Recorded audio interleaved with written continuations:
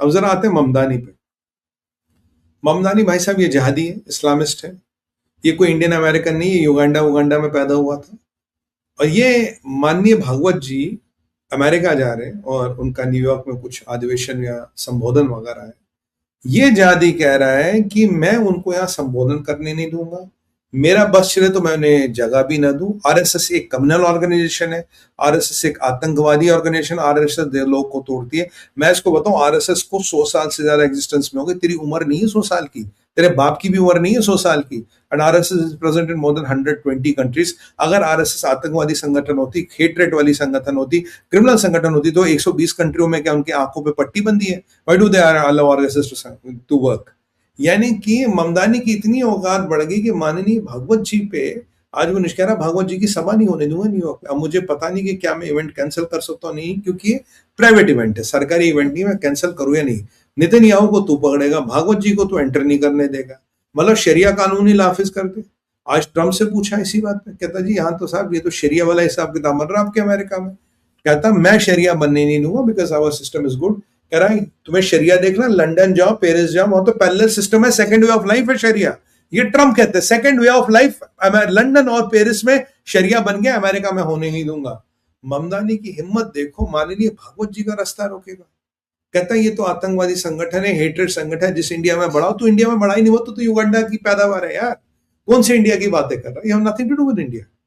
मैं Indian American हूं तो कोई इंडियन अमेरिकन नहीं। और भागवत जी को तेरे से कोई सर्टिफिकेट या लाइसेंस नहीं चाहिए, तो एक छोटे से शहर का मेयर है और आज ईरान में खुशियां मना रही कि भाई वहां लंदन, वहां अमेरिका में ममदानी सिलेक्ट हुआ। Ultimately I mean this is a problem which is bringing into the American system. Mossad की भी वार्निंग है, कह रहा भाई ये तुम्हारे अमेरिकन सिस्टम में धीरे धीरे धीरे धीरे जिहादी आ रहे हो, तुम्हारे लिए अच्छा नहीं है, you have to do something about it. I hope they are able to do something before it's too late and before it gets beyond their control. Munir कह रहा साहब कि हमने बहुत बड़ा ब्रेक थ्रू अचीव कर दिया और ये बातें जा रही। पहले ईरान ने स्टेटमेंट दिया, फिर मुनीर ने दिया। मैं आपको बताऊं, घंटा कुछ नहीं किया इसने। ये पाकिस्तान का झूठा मीडिया और ये वहां का ईरान का मीडिया कह रहा बहुत ब्रेक थ्रू हुआ। Americas are not interested to talk to them. Trump की इसकी कोई बात नहीं, इसने कुछ किया ही नहीं। अमेरिका ताबड़तोड़ सैंक्शन लगा रहा है, अमेरिका युद्ध की तैयारी कर रहा है, अमेरिका हथियार मोबिलाइज कर रहा है। ट्रंप ने बोला ईरान इज फिनिश्ड, सैंक्शंस और अनाउंस हो रही है, दुनिया भर के मुल्कों को हड़काया जा रहा है, रशिया से बातें हो रही है, रशिया को अलाइन किया जा रहा है, चाइना को अपने साथ लिया जा रहा है। और यहाँ पीट हेग्सेथ ने जहां बोला था कि युद्ध कैन हैपन एनी टाइम, वहां मार्को रूबियो कह रहे कि भाई फिलहाल हम स्ट्रेट ऑफ हॉर्मुज पे कोई युद्ध नहीं करेंगे। फिर जब मैंने स्टेटमेंट का पूरा उनका इंटरव्यू सुना तो उसमें ये लिखा था कि एज ऑन डेट हम हमला नहीं करेंगे, पर कल क्या हो नहीं हो वो नहीं पता। ट्रंप ने कहा कि भाई हमला कभी भी हो सकता है, हमला इज नॉट रूल्ड आउट, हमला is always a part of the game. और we want the regime now to literally go, we want them to topple the regime. Mossad का पूरा हेल्प है, इजराइल ने कांग्रेचुलेशन किया है। तो बेसिकली जो डेजोनेंस देखने को मिल रही है बिटवीन हेग्सेथ एंड ऑल, हेग्सेथ ने कहा हमला हो सकता है, रूबियो ने कहा आज की डेट में नहीं होगा, आज के डेट में नहीं होगा, कल हो सकता है, परसों हो सकता है, पर आज के डेट में नहीं होगा। That is the only difference which we see. पर हमारे कुछ यहाँ पत्रकार ऐसे जिन्हें वो ना सुर्खियों को जलेबी बनाने में बड़ा मजा आता है। वो अमेरिकन एम्बेसडर ने कहा था ना, 6 बजे यहाँ 6 लोग बैठते हैं, 9 बजे फिर 10 बजे यहाँ 12 लोग बैठते हैं, कोई किसी की बात नहीं सुनता, everybody shouting on each other and it is they are letting it go. आप जानते हैं कुछ चैनलों का यूएसपी है, वो ऐसे ही चलते हैं, मैं उन चैनलों पर जाता नहीं। उसके बाद चलते हैं मोसाद। भाई मोसाद ने आज एक स्पेशल ऑपरेशन डिकोड किया है। वो मोसाद का जो ऑपरेशन है वो बड़ा अच्छा है। उसमें ये था कि सीरिया में कुछ पहाड़ों, एक बहुत दूर दराज के पहाड़ पे कुछ सड़कें बनने लगी। सड़कें बनने लगी तो ट्रकें आने लगी, ट्रकें आने लगी तो कंस्ट्रक्शन मटेरियल आने लगा, और धीरे धीरे ऐसा प्रतीत हुआ कि एक मिलिट्री साइट बन रही है।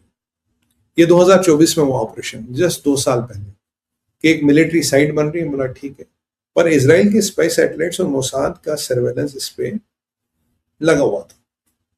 धीरे धीरे धीरे धीरे ये साइट से मलबा और निकला। मोसाद ने मलबे को कैलकुलेट किया, मलबे को कैलकुलेट करके लगभग इन्होंने हाइट एस्टिमेट की। जब हाइट एस्टिमेट हुई तो पता लगा रेनफोर्स टनल्स है, फिर नीचे है, फिर नीचे और है, फिर नीचे और रेनफोर्स टनल्स है, उसके नीचे एक असेंबली लाइन। और असेंबली लाइन में बन रहे आपके बैलिस्टिक मिसाइल्स और ड्रोन्स। ये मिसाइल्स और ड्रोन्स हिजबुल्लाह के लिए बन रहे हैं और हिजबुल्लाह को यहाँ से सप्लाई होंगे। मतलब ईरान का पूरा सेटअप वहां लगा IRGC का, वहां से रॉकेट्स और ड्रोन्स बने और हिजबुल्लाह को सब देंगे और हिजबुल्लाह इसराइल के खिलाफ यूज करेगा। अब इसराइल ने जब इसका स्ट्रक्चर देखा तो इसराइल एयरफोर्स के लिए ये इसको अटैक करना इम्पॉसिबल था। आप क्षति कर सकते हो, डिस्ट्रॉय नहीं कर सकते, quite deep into the ground. फिर इन्होंने सोचा अमेरिका से बंकर बस्टर मांग लो, और even with bunker busters and B2s they were not sure कि आउटकम क्या है। फिर इसराइल ने बोला कि okay let's go and do it.